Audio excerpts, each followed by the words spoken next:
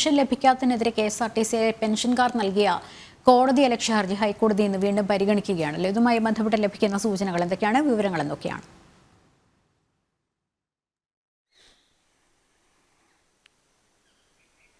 ലക്ഷ്മി, നമുക്കറിയാം KSRTCയുമായി ബന്ധപ്പെട്ട് വലിയ രീതിയിലുള്ള സാമ്പത്തിക പ്രതിസന്ധിയിലൂടെ കടന്നു പോകുന്നു. അതോടൊപ്പം തന്നെ ഇത് KSRTCയിൽ നിന്നും പെൻഷനായവർക്കുള്ള പെൻഷൻ വിതരണം അത് വലിയ രീതിയിൽ അതിൻ്റെ വിതരണത്തിൽ പാളിച്ചകൾ സംഭവിക്കുന്നു. ഈ ഒരു പശ്ചാത്തലത്തിൽ തന്നെയാണ് ഹൈക്കോടതി അത് മുടങ്ങാതെ കൃത്യമായി വിതരണം ചെയ്യണമെന്ന നിർദ്ദേശം നൽകിയത്. ഇപ്പോൾ ഏതാണ്ട് 3 മാസത്തെ കുടിശ്ശികയായി നിലനിൽക്കുന്ന ഒരു സാഹചര്യമുണ്ട്. ഇതുമായി ബന്ധപ്പെട്ട ഹർജിയാണ് ഇന്ന് കോടതി വീണ്ടും പരിഗണിക്കുന്നത്. ഇതുമായി ബന്ധപ്പെട്ട് ചീഫ് സെക്രട്ടറിയോടും ഗതാഗത സെക്രട്ടറിയോടും ഓൺലൈനായി കോടതിയുടെ വിചാരണയിൽ ഇതിൻ്റെ വിസ്താരം നടക്കുമ്പോൾ ഹാജരാവാനും നിർദ്ദേശം നൽകിയിട്ടുണ്ട്. അവർ ഹാജരാകുമെന്ന് തന്നെയാണ് പ്രതീക്ഷിക്കുന്നതും. ഇതിൽ ഏറ്റവും പ്രധാനമായി പറയേണ്ടത് ഇതിൻ്റെ ഈ തുകയ്ക്കൊപ്പം തന്നെ ഇത് ഇത്തരത്തിൽ കുടിശ്ശിക വരുമ്പോൾ അതിന് പലിശ നൽകണമെന്നുള്ളൊരു നിർദ്ദേശം കൂടിയുണ്ട്.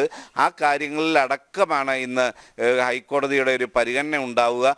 എന്തു തന്നെയായാലും ഇത് മറ്റ് ദൂർത്തുകളെല്ലാം നടക്കുമ്പോൾ ഇത്തരമുള്ള അടിസ്ഥാനപരമായി ഇല്ലെങ്കിൽ ഒരു ജീവിതം മൊത്തം ഈ ഒരു പ്രസ്ഥാനത്തിന് വേണ്ടി ഒഴിഞ്ഞു വെച്ചവർക്കുള്ള ആനുകൂല്യം നൽകുന്നതിൽ വലിയ വീഴ്ചയാണ് KSRTC ഇല്ലെങ്കിൽ സർക്കാർ വരുത്തുന്നത്. ആ ഒരു പശ്ചാത്തലത്തിൽ തന്നെയാണ് ഈ കേസിൻ്റെ പരിഗണിക്കപ്പെടുമ്പോൾ അതിൻ്റെ ഒരു പ്രാധാന്യം ഉയർത്തപ്പെടുന്നതും.